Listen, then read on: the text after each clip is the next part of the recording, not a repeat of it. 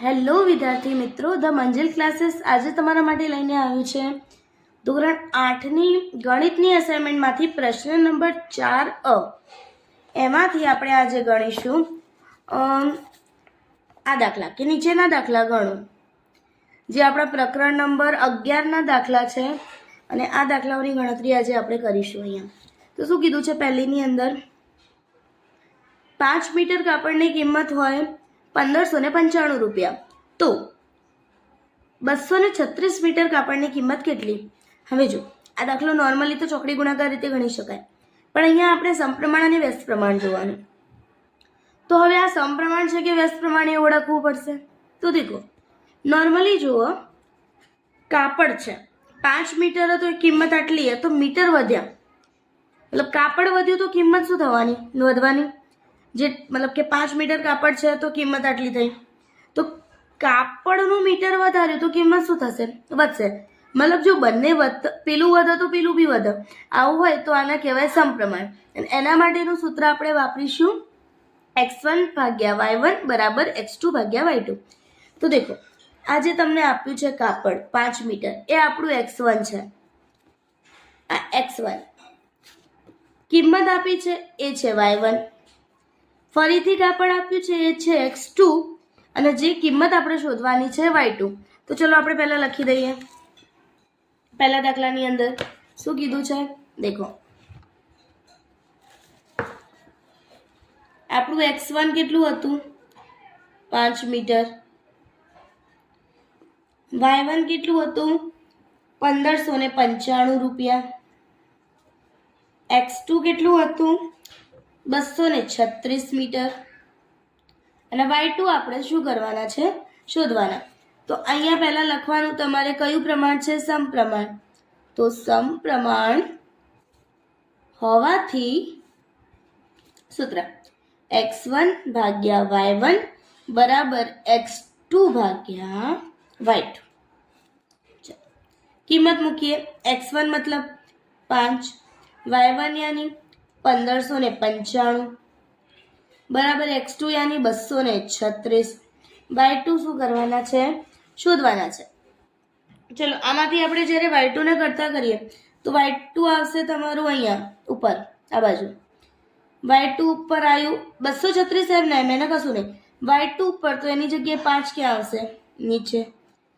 આ ભાગાકારમાં છે, ત્યાં જાય તો ક્યાં જતા રહેશે? ગુણાકારની અંદર, એટલે કે 1595. ચલો હવે છેદ ઉડાડીએ. તો છેદ કઈ રીતે ઉડાડીશું? 319 ગુણ્યા 5 કરીએ તો 1595 આવે, તો 5 5 ગયા. આપણો ગુણાકાર કરવાનો છે 236 ગુણ્યા 319. આ બંનેનો જ્યારે ગુણાકાર કરીએ તો આપણો જે જવાબ આવે છે એ આવે છે 75284 y2, એટલે કે રૂપિયા. આટલા રૂપિયા કિંમત થશે. જોઈએ, દેખો આપણો અહીંયા જવાબ આવી ગયો 75284 રૂપિયા. ચલો, આ જ રીતે બીજો દાખલો. આ ચારે ચાર દાખલામાં સેમ સૂત્ર વાપરવાનું છે. દેખો, 25 કિલોગ્રામ ગોળની કિંમત આટલી, તો 47 કિલોગ્રામ ગોળની કિંમત કેટલી? Same. x1 y1 x2 y2 શોધવાના. ચલો લખી લઈએ. x1 બરાબર 25 કિલોગ્રામ, y1 બરાબર 1375 રૂપિયા, x2 બરાબર 47 કિગ્રા અને y2 આપણે શોધવાના. મેં શું કીધું કે સેમ જ છે, તો અહીંયા બી સમપ્રમાણ છે. સીધી વસ્તુ, ગોળની કિંમત વસ્તુ વધે તો કિંમત વધવાની. તો સમપ્રમાણ હોવાથી સૂત્ર શું આવશે? સેમ. x1 y1 બરાબર x2 y2. કિંમત x1 25, y1 1375, x2 47, y2 શું કરવાના છે? શોધવાના છે. શોધી લઈએ. y2 ને કરતા કરો 47 એમના એમ, y2 અહીંયા તો 25 એના બદલામાં નીચે, આ બાજુ 1375 75. ચલો છેદ ઉડાડીએ. કઈ રીતે છેદ ઉડશે? 55 ગુણ્યા 25 કરીએ તો 1375 આવો. 55 ગુણ્યા 25, 25 25 ગયા તો 47 ગુણ્યા 55 નો કરીશું ગુણાકાર, એટલે આવશે y2. અને આ બંનેનો ગુણાકાર કરીએ તો આપણો જવાબ આવશે 2585 રૂપિયા. જોઈ લઈએ. દેખો બીજા દાખલાનો જવાબ 2585. આ જ રીતે ત્રીજો દાખલો, 24 લીટર દૂધના 1560 તો 38 લીટરના દૂધના કેટલા? દૂધનું લીટર વધો તો કિંમત વધવાની, આ બી સમપ્રમાણ.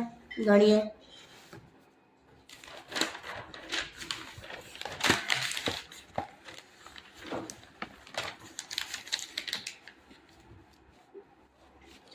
ત્રીજો ગણીએ. x1 બરાબર 24 લીટર, y1 બરાબર 1560 રૂપિયા, x2 બરાબર 38 લીટર, y2 શોધવાના. કયું પ્રમાણ? સમપ્રમાણ. તો સમપ્રમાણ હોવાથી સૂત્ર x1 ભાગ્યા y1 બરાબર x2 ભાગ્યા y2. x1 24, y1 1560, x2 38, y2 શોધવાના. શું કરીએ? y2 ને કરતા 38 એમના એમ, y2 ઉપર તો એના બદલામાં 24 નીચે ગુણ્યા 1560 ઉડાડો. આના છેદ કઈ રીતે ઉઠશે? તો દેખો 19 દુ 38 થાય ને, અને 12 દુ 24 થાય.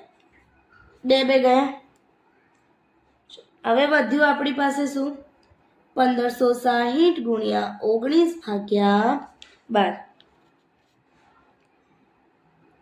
1560 ની વાત કરીએ તો 130 ગુણ્યા 12 થાય. 12 12 બી ગયા. તો y2 બરાબર વધ્યા આપણી પાસે 130 ગુણ્યા 19. અને આ બંનેનો જ્યારે ગુણાકાર કરીએ તો આપણો જે જવાબ છે એ આવશે 2470 રૂપિયા. દેખી લઈએ. ત્રીજા દાખલાનો જવાબ 2470 આવી ગયો. અને છેલ્લો 5 ડઝન ફૂલ સ્લેબ ચોપડા, એટલે કે ફૂલ સ્લેબ ચોપડા, એની કિંમત છે 4320. તો 17 ડઝનના કેટલા? સેમ. ચોપડાના ડઝન વડે તો કિંમત બી વધવાની, સમપ્રમાણ. લખીએ.